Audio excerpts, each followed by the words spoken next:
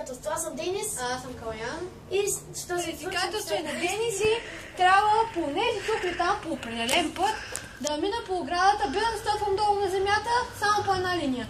Да мина през дървото, дето е обрасло от всякъде и да скоча оттам за минута и половина. Да видим дали ще успеем. Опа! Там тук ще не. Не, е тук. Мисъл, къси със всичко.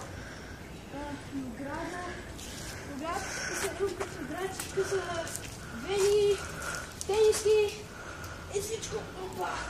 Сега тук е имам така. Добре. Добре. Обаче, не. Не.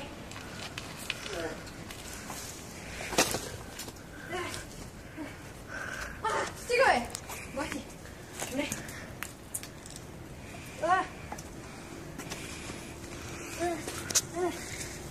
Тук не съм минал този път. Сериозно. Сега и гадата.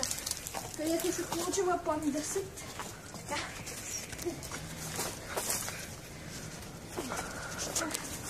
Отива от другата страна.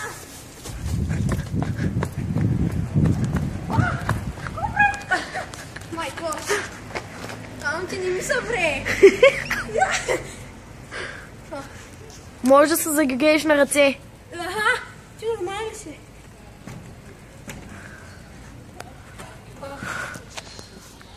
Сега ще мина през тази градинка, без да щупя нито едно цвете. Предупреждение.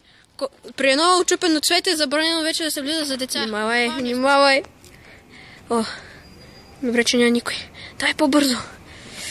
Добре. О, добре, браво, браво, супер. Безупречно, безупречно. Бих ли целунал непознато момиче? Ей така просто. Не!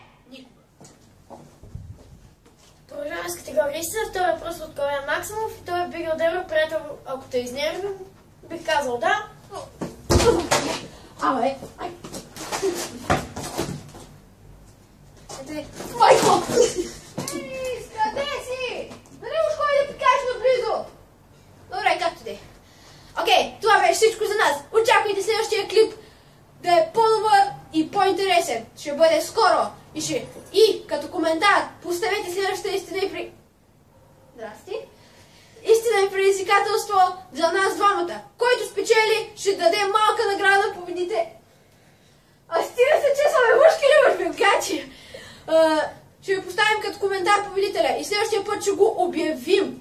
Началото на следващия ни клип, но ако правиш нещо, просто ще убия. И също така, наградата ще видите на края на клипа. Дребна, но все пак се заслужава. Че най-накрая няма да се спре. Добре, че го намерих това.